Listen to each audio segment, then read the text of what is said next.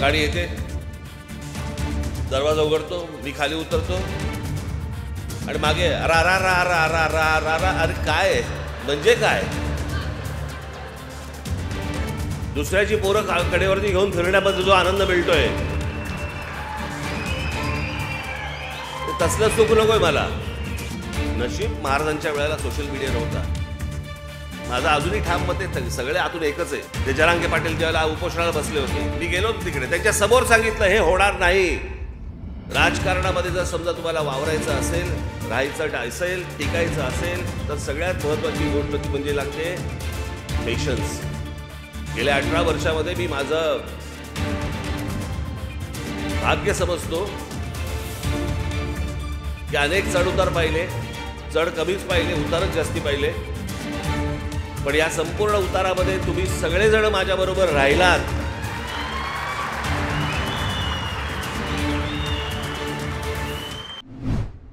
जमलेल्या माझ्या सर्व महाराष्ट्र सैनिक बांधवांनो आणि भगिनींनो,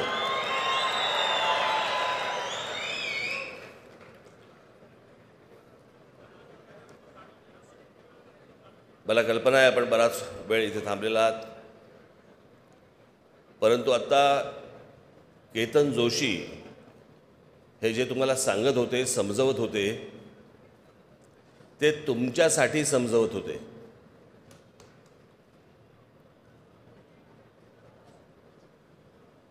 की हा सोशल मीडिया हा आपण कशा प्रकारे वापरला पाहिजे, राजकारणासाठी म्हणून याचा कसा वापर केला पाहिजे, लोकांपर्यंत तुम्ही कसे पोहोचलं पाहिजे. जे माध्यम इतकं पॉवरफुल, अत्यंत महत्त्वाचं माध्यम जे तुमच्या हातामध्ये आहे, ज्याच्याबरोबर तुम्ही रोज सकाळीपासून रात्रीपर्यंत खेळत असता, ते माध्यम तुम्ही कशा प्रकारे राजकीयदृष्ट्या वापरलं पाहिजे, ज्याचा उपयोग पक्षाला होऊ शकेल.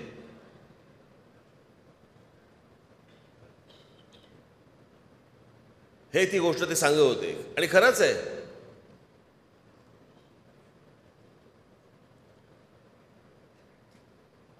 माझ्याही बाबतीत काय काय टाकतात.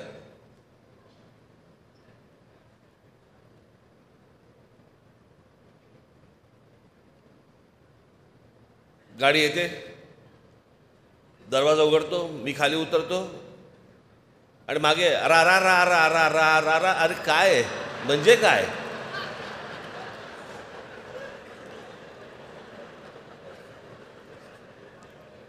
यातनं हाताला काय लागलं? ना तुमच्या ना माझ्या.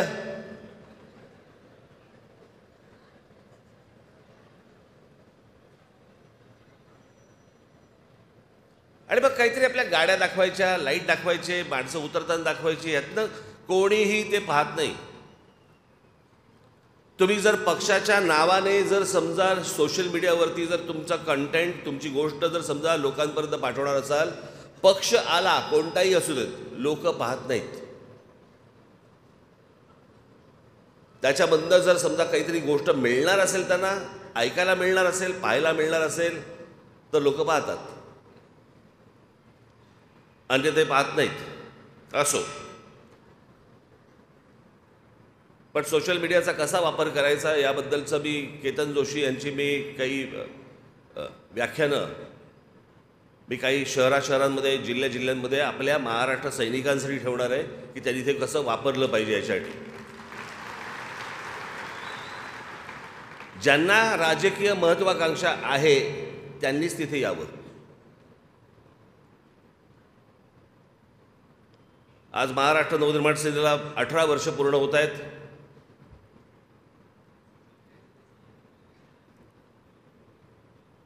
यावर्षी ठरवलं नाशिकमध्ये करायचं. दरवेळेला मुंबईमध्ये होतो, मग एके दिवशी ठाण्यामध्ये केलं, एके दिवशी पुण्यामध्ये केलं एकदा. म्हटलं यावेळेला नाशिकला करू. महाराष्ट्रातल्या प्रत्येक शहरांमध्ये, प्रमुख शहरांमध्ये दरवर्षी पक्षाचा वर्धापन दिन साजरा करायचा असं आम्ही ठरवलेलं आहे.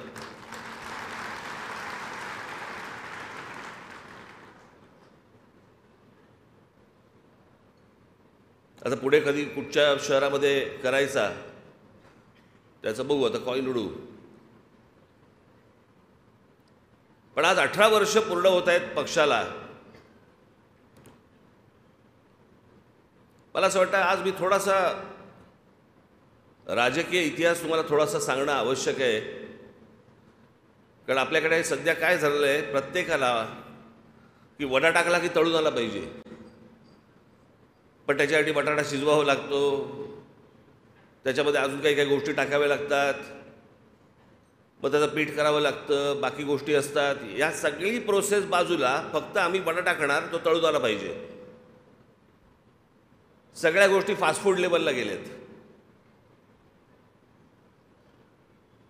मी तुम्हाला सगळ्यांना एक गोष्ट सांगेन, माझ्या सर्व महाराष्ट्र सैनिकांना, खास करून माझ्या महाराष्ट्र सैनिकांना सांगेन, माझ्या बरोबरच्या सर्व सहकाऱ्यांना, तुम्हाला सगळ्यांना सांगेन,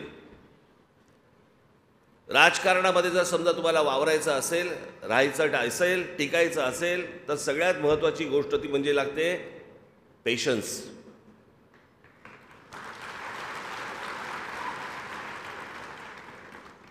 तुमच्या आजूबाजूचे इतर जे आपले राजकीय पक्ष आहेत यांचं यश तुम्हाला आत्ता दिसतंय.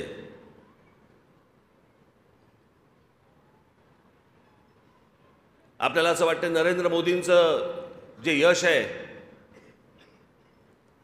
2014 साली आलेलं, ते नरेंद्र मोदींचं आहे, त्यातला काही भाग असेल, पण ते संपूर्ण श्रेय इतकी वर्ष त्या पक्षासाठी झटत असलेले जे कार्यकर्ते त्यांचे आहेत ना, त्यांचं आहे ते श्रेय. 1952 साली पक्ष स्थापन झाले त्यांचा, 1952 साली जनसंघ, तो 1980 साली त्याचा भारतीय जनता पक्ष असं झालं नामकरण.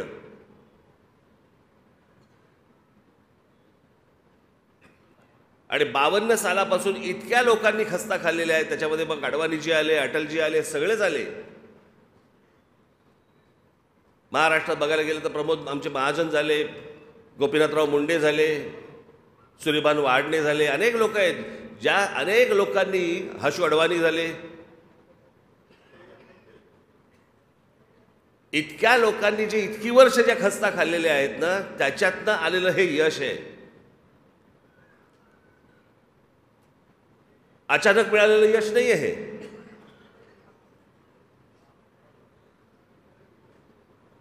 मी अटलजींचं सरकार ज्या वेळेला आलं ते देखील कसं आलं. पहिलं आलं किती 13 दिवसांचं, दुसरं आलं 13 महिन्याचं, नंतर आलं 4.5 वर्षाचं, नंतर परत 10 वर्ष काँग्रेस होती.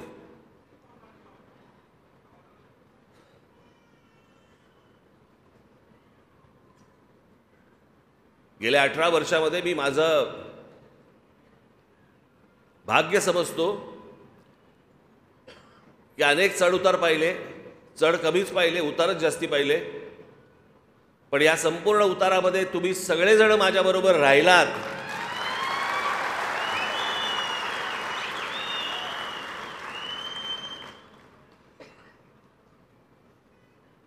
यश काय, कुठे जातं यश? मिळणार, निश्चित मिळणार.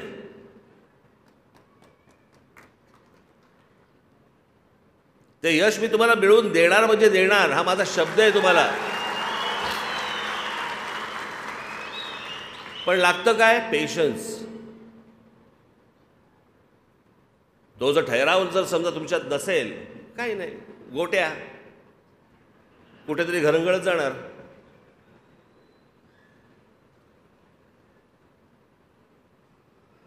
आणि मला ना, मी तुम्हाला खरं सांगतो, मला ना माझ्या कडेवरती माझी पोरं खेळवायची आहेत.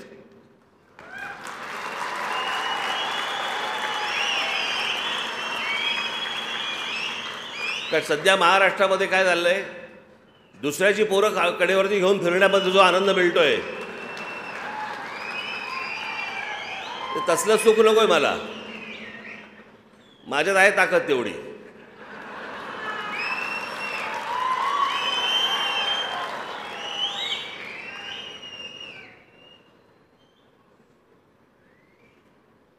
पण हे पक्ष उभं करणं, पक्ष चालवणं, राष्ट्रवादी काँग्रेस पक्ष आपल्या आधी 10 वर्ष अगोदर आला, पण त्याला मी पक्ष नाही म्हणणार. तो निवडून येणाऱ्या माणसांची बांधलेली मोळी आहे ती. आणि शरद पवार साहेब हेच करत आले आजपर्यंत. जे जे निवडून येतात त्यांना बरोबर घेतात, त्याची एक मोळी बांधतात आणि सांगतात हा माझा पक्ष. ते वेगळे झाले तरी ते निवडून येणार आहेत. हा तर झालेच. पण या महाराष्ट्रामध्ये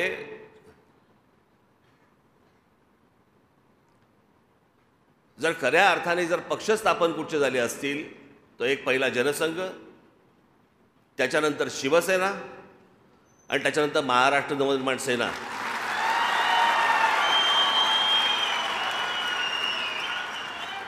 याच्यामधले 99% लोकांचा कधी कुठच्या राजकारणाशी काही संबंध नव्हता. इथे आमचा अविनाश जाधव कुठे बसला असेल? कुठे आहे? इथे. या पक्षात यायच्या आधी काय करत होता विचारा? काही नाही. म्हणजे तो काम करत होता पण राजकीय दृष्ट्या काही करत नव्हता, कुठच्याच पक्षात नव्हता.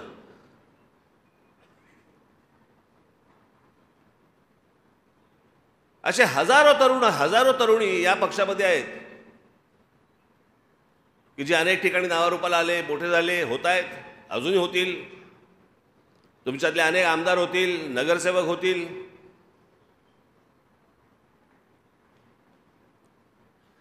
पण पेशन्स महत्वाचा आहे तुमचा त्या सगळ्या ह्याच्यात. कारण हे पक्ष चालवत असताना काय असतं ना, आपल्याकडे हातपाय हलवले तरच मेहनत समजतात. मी एक खूप जुनी गोष्ट आहे ती. एकदा राम गणेश गडकरी त्यांच्या, मी ऐकलेली गोष्ट होती. राम गणेश गडकरी एकदा त्यांच्या कोकणाच्या घरामध्ये, कोकणाची घरं सगळी अशी उघडी, दारं खिडक्या, दरवाजे बंद असे पण खिडक्या बिडक्या उघड्या, आतलं घर अख्खं दिसायचं. एक माणूस राम गणेश गडकरींना भेटायला गेला. त्याला खिडकीतून दिसलं राम गणेश गडकरी नुसते बसलेत तिथे. त्याने दरवाजावरती टकटक केली. त्यांच्या पत्नी आल्या. बोले काय? बोले मी जरा लांबून आलोय, गडकरी साहेबांना भेटायचंय, जरा सांगता का, जरा निरोप देता का, मी असं आलोय. ते बोले बसा तुम्ही बाहेर वरांड्यात, ते जरा कामात आहेत. अर्ध्या तासाने परत त्यांनी दरबार ठोकला. तो बोला अहो गडकरी साहेबांना सांगितलं का तुम्ही? ते बोले हो मी जरा सांगितलंय, तुम्ही बसा, ते जरा कामात आहेत. तिसऱ्या वेळेला तो भयंकर भडकला. तो म्हणतो नुसते बसलेत आणि हे सांगतायत मला कामात आहेत. मग तिसऱ्या वेळेला दरबार ठोकला. तो म्हणतो की तुम्ही कळवलं का त्यांना? ते बोलले हो मी त्यांना कळवलं, ते त्यांनी तुम्हाला सांगितलं बसा म्हणून, ते जरा कामात आहेत. तो म्हणतो बाई कशाला खोटं बोलता माझ्याशी? मगापासून खिडकीबंद बघतो मी, नुसते बसलेत ते, आणि तुम्ही सांगता कामात आहेत. ते बोलते नुसते बसलेले जेव्हा असतात ना तेव्हाच ते कामात असतात. आपल्याकडे विचार करणं हे काम आहे हे कोणी मानतच नाही. हातापायाची धावपळ जेवढी करू आपण, हातापायाची धावपळ जेवढी करू त्यालाच मेहनत मानतात. पण विचार करणं याला मेहनतच नाही मानत.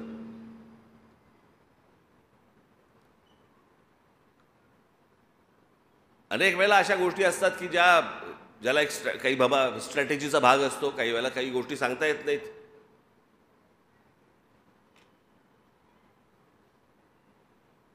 काही वेळेला तुमच्यासमोर एक चित्र वेगळं उभं राहतं. नशीब महाराजांच्या वेळेला सोशल मीडिया नव्हता.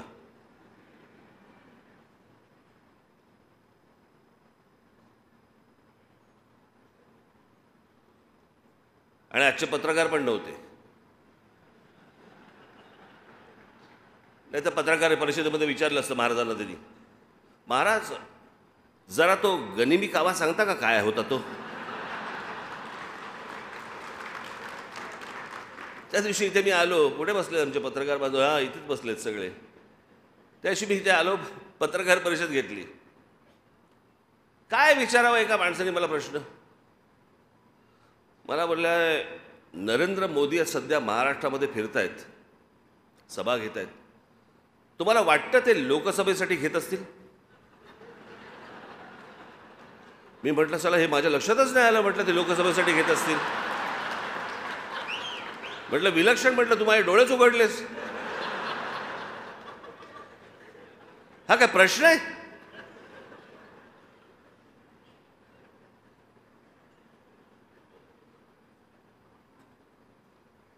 आज या वर्धापन दिनाच्या निमित्ताने सांगतोय मी तुम्हाला एक पहिली गोष्ट, मला जे काय बोलायचं आहे ना, भरपूर गोष्टी बोलायच्या आहेत, पण त्या 9 एप्रिलला गुढीपाडव्याच्या सभेला शिवतीर्थावर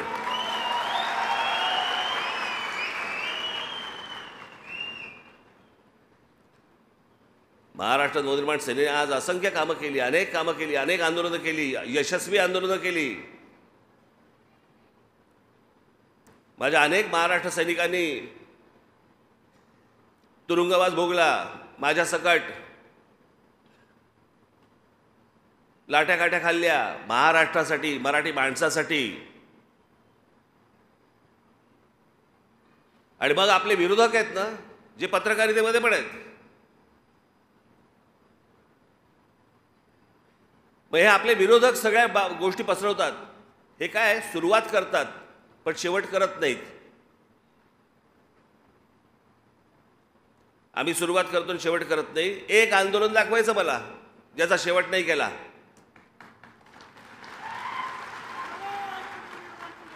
बाकीच्यांना प्रश्न नाही विचारणारे. मग आता आम्ही विचारतो की मागच्या सरकारांनी एक विषय पुढे ढकलला होता, त्याचं पुढे काय झालं, शेवट का नाही झाला? अरबी समुद्रामध्ये शिवाजी महाराजांचं, आमच्या शिवाजी महाराजांचं स्मारक अजूनपर्यंत का नाही झालं? पंतप्रधान आले, फुलं वाहून गेले ना, काय झालं त्या फुलांचं? अशा कित्येक गोष्टी आहेत की ज्याच्यासाठी त्यांनी आंदोलनं केली पण त्याचा शेवट नाही झाला. महाराष्ट्र नवनिर्माण सेनेने जेवढी आंदोलनं केली त्याचा शेवट झाला. तुम्हाला मोबाईल फोनवरती मराठी ऐकू यायला लागलं.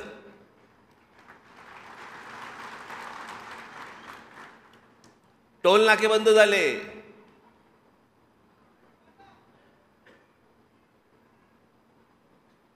पासष्ट 67 टोल नाके या महाराष्ट्रामधले बंद झाले.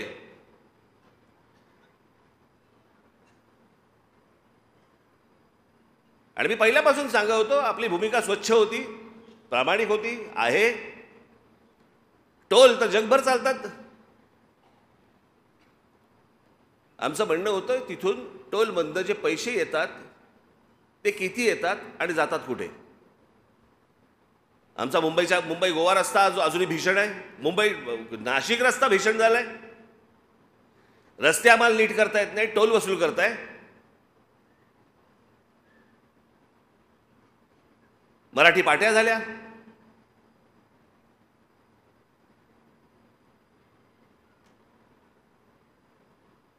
त्या अनेक प्रार्थना स्थळांवरचे, मशिदींवरचे आम्ही भोंगे काढायचं म्हटलं, बंद झाले होते भोंगे. पण हे डरपोक सरकार, आधी जे उद्धव ठाकरे सरकार होतं त्या काळामध्ये आपण हे भोंग्यांच्याबद्दल बोललो. ते भोंग्यांच्याबद्दल बोलल्यावरती माझ्या 17,000 महाराष्ट्र सैनिकांवरती केसेस टाकले होते. आणि हे म्हणे स्वतःला समजतात हिंदुत्ववादी. 17,000 माझ्या पोरांवरती केसेस टाकल्यात. तुम्ही काय चुकीचं केलं होतं त्यांनी? ज्या भोंग्यांचा मुस्लिम समाजालाही त्रास होतो,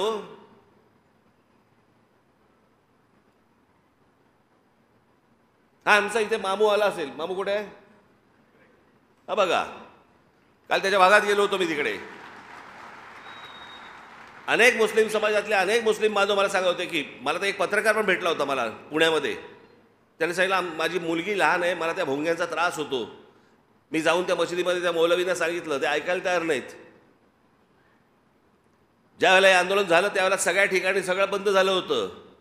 पण सरकारच ढिली पडल्यानंतर परत सगळं सुरू झालं.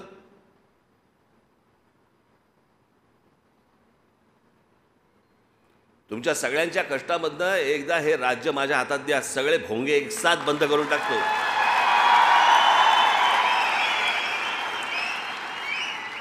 बघू कोणाची हिंमत आहे त्याच्यानंतर परत भोंगा लावायची.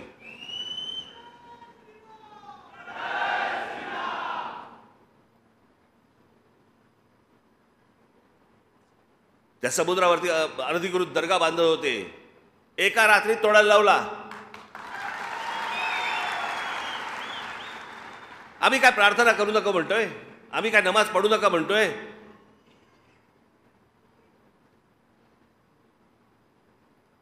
आम्ही बाकीच्या कुठच्या गोष्टींना हात घालतोय? अरे समुद्रावरती हळूहळू हळूहळू सुरू करताय. ते झाल्यानंतर तुम्ही महत्वाची गोष्ट त्यातली बघा, ते झाल्यानंतर देखील मुस्लिम समाजाकडनं कोणती प्रतिक्रिया नाही आली, कारण त्यांनाही कळलं अनधिकृत आहे. पण हे केलं कोणी? का सरकारच्या लक्षात नाही आलं? जिकडे तो दर्गा होत होता त्याच्या बरोबर 100 फुटावरती तिथे पोलीस स्टेशन आहे. का नाही त्यांच्या लक्षात आलं? का नाही महानगरपालिकांच्या लक्षात आलं?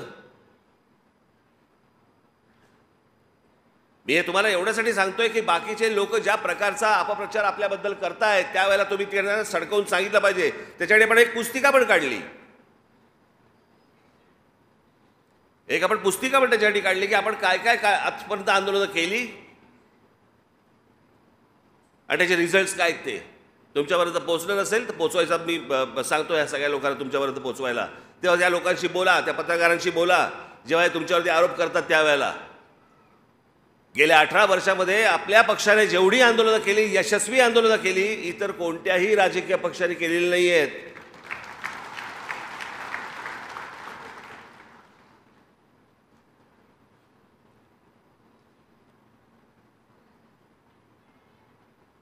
हे सगळं चालू आहे ज्यावेळेला मी एखादी गोष्ट बोलतो आणि तुम्ही ज्यावेळेला रिॲक्ट होता त्याच्यावरती.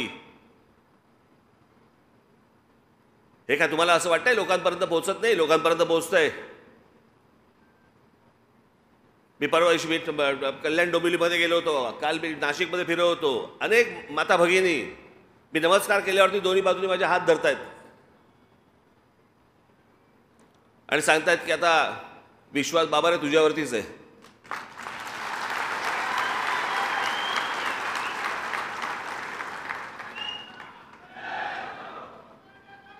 तर विश्वास टिकवणं हीच सगळ्यात महत्त्वाची गोष्ट आहे आणि हीच मला असं वाटतं वर्धापन दिनी आपण शपथ घेणं गरजेचं आहे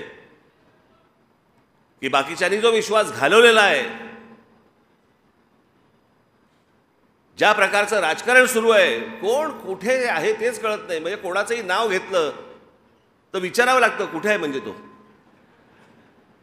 त्याशी मला एका नाट्य संमेलनामध्ये 5 नगरसेवक भेटायला आले. नमस्कार साहेब, आम्ही राष्ट्रवादीचे नगरसेवक. म्हटलं बरं, कोणाचे? तर त्यातले 3 बोलले आम्ही शरद पवारांचे, 2 बोलले आम्ही अजित पवारांचे. पण आले होते एकत्र. माझं अजूनही ठाम मत आहे सगळे आतून एकच आहे.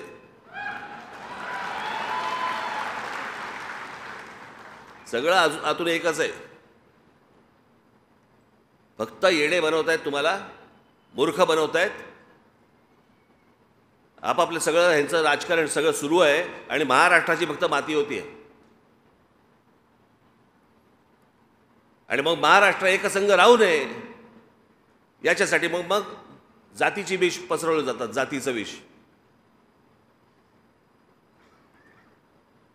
ते जरांगे पाटील ज्यावेळेला उपोषणाला बसले होते, मी गेलो होतो तिकडे, त्यांच्या समोर सांगितलं हे होणार नाही.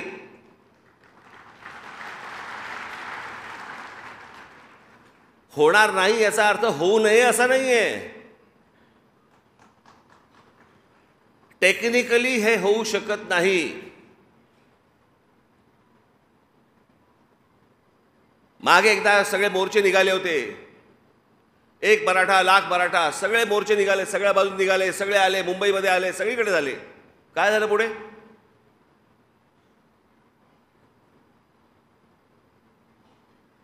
महाराष्ट्रामधल्या माझ्या मराठा बांधवांना, भगिनींना माझी हीच विनंती आहे, ह्यांच्या भूलतापांना बळी पडू नका. जी गोष्ट घडू शकत नाही, होऊ शकत नाही, याची हे आश्वासन देत आहेत.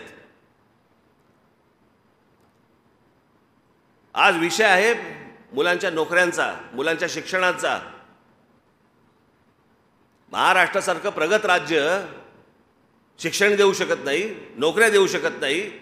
बाहेरच्या राज्यांमधली लोक आम्ही पोसायची आणि आमच्याकडचे लोक आंदोलन करणार.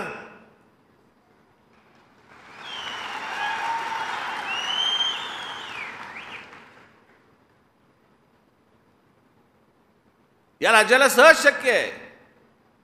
येणाऱ्या प्रत्येक जन्माला येणाऱ्या व्यक्तीला शिक्षण आणि रोजगार देणं हे महाराष्ट्राला पूर्णपणे शक्य आहे. पण महाराष्ट्र तुम्ही एकत्र राहताच कामा नये, तुम्ही मराठी म्हणून एकत्र असताच कामा नये. महाराष्ट्र एकसंघ राहू नये, तो वेगवेगळा असावा. मग वेगवेगळ्या जातींमध्ये विष कालवायचं, आणि विष कालवायला तर नेते बसलेलेच आहेत. मग मराठ्यांचं झाल्यावरती ओबीसी उभे राहणार, ओबीसी उभे राहिल्यावर अजून कोणी उभे राहणार. आमच्याकडे महापुरुषांचा वाटप तर झालेलाच आहे. हा या जातीचा महापुरुष, हा या जातीचा महापुरुष, हा या जातीचा महापुरुष, हे करून ठेवलं याच लोकांनी. तुमची जेवढी मतं विभागली जातील तेवढी यांच्या फायद्याची आहेत. तुम्ही एकत्र महाराष्ट्राचे मराठी म्हणून जर समजा एकत्र आलात, हे यांना नकोय, या देशालाच नकोय. हे तुमच्यामध्ये विष कालवण्याचे धंदे जे सगळ्या सध्या सुरू आहेत ना, हे बाबांनो ओळखा. हा फक्त महाराष्ट्रामधल्या मराठा समाजाचा विषय नाहीये, हा प्रत्येक राज्यांमधल्या त्या तिकडच्या समाजाचा विषय आहे. एका जातीबद्दलचा विषय जर समजा उद्या कोर्टामध्ये गेला तर या देशातल्या प्रत्येक राज्यामधल्या जाती उभे राहतील आणि हा आरक्षणाचा विषय अख्ख्या देशभर पेटेल. जे होऊ शकत नाही, जे सुप्रीम कोर्टातनं होऊ शकत नाही, त्याच्यासाठी अधिवेशन घ्यावं लागेल लोकसभेचं, ते घेता येणार नाही. जोपर्यंत निर्णय येणार नाही तोपर्यंत काहीतरी वकिलांशी बोलून बघा. मी खोटं नाही सांगत आहे. जसं छत्रपती शिवाजी महाराजांच्या पुतळ्याबद्दल मी बोललो होतो, काँग्रेसचं सरकार असताना जेव्हा ते निघालं की अरबी समुद्रामध्ये शिवछत्रपतींचा पुतळा उभा करायचा आहे, तो पण स्टॅच्यू ऑफ लिबर्टीपेक्षा 2 इंच वरती, तेव्हा मी सांगितलं होतं हा पुतळा उभा राहू शकत नाही. जिथे स्टॅच्यू ऑफ लिबर्टी उभं आहे ते एका आयलंडवरती उभं आहे, दगडी आयलंडवरती, जे खाली जात नाही. इथे जर समुद्रामध्ये उभं करायचं असेल तर भरणी टाकावी लागेल, समुद्र येतो. आणि अशा प्रकारची भरणी टाकून जर समजा अशा प्रकारचं स्मारक करायचं असेल, आज या क्षणाला त्याला किमान 25 ते 30 हजार कोटी रुपये लागतील कमीत कमी. मी म्हटलं रे, शिवछत्रपतींच्या आमच्या राजाची खरी स्मारक हे गडकिल्ले आहेत.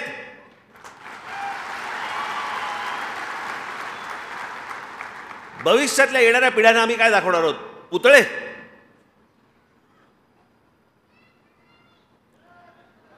आमच्या राजाने केलेलं जे काय म्हणू आपण त्याला, त्यांचं यश, कर्तृत्व, त्यांचं मोठेपण, हे सगळं त्या गडकिल्ल्यांवरती आहे. तो इतिहास आहे आपला. जसं पूर्वीसारखा जसे गड होते तसे जर समजा उद्या ते गड झाले तर पुढच्या येणाऱ्या पिढ्यांना आपण इतिहास सांगू शकू.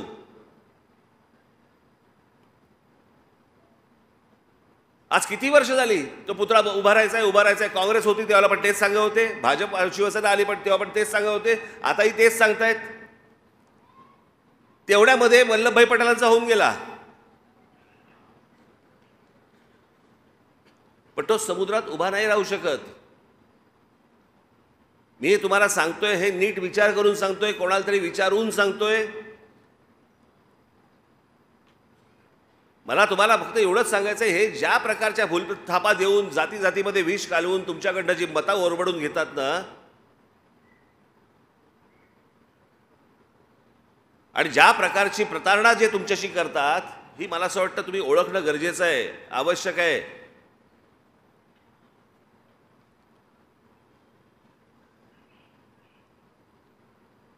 आज आपला 18वा वर्धापन दिन आहे.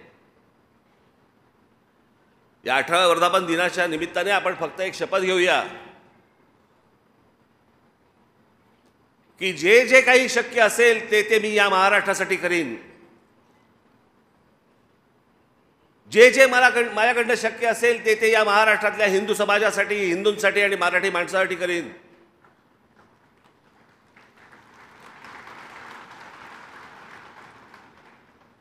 हे आत्ताचं चाललेलं राजकारण हे आळवावरचं पाणी आहे, यातनं हाताला काही लागणार नाही. आपल्याला महाराष्ट्र घडवायचा आहे. जो महाराष्ट्र पूर्वी होता तसा महाराष्ट्र आपल्याला उभा करायचा आहे. जातीपातींशिवाय उभा करायचा आहे.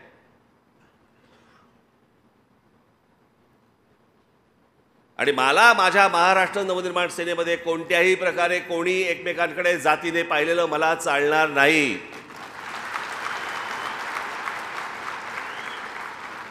तो खालचा आहे का वरचा आहे का कोण वरचा आहे, कोणी ठरवलं वरचा आहे, आणि खालचा आहे कोणी ठरवलं खालचा आहे. शिवछत्रपतींचं नाव घ्यायचं ज्या माणसाने 18 पगड जातींना एकत्र घेऊन स्वराज्याची स्थापना केली, हे वाक्य बोलायचं आणि जाती जातीमध्ये भेद निर्माण करायची. आपण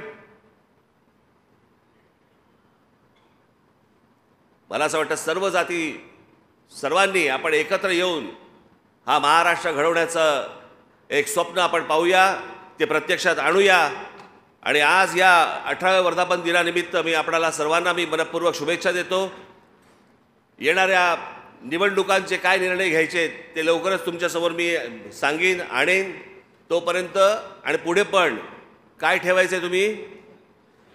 पेशन्स. जय हिंद, जय महाराष्ट्र.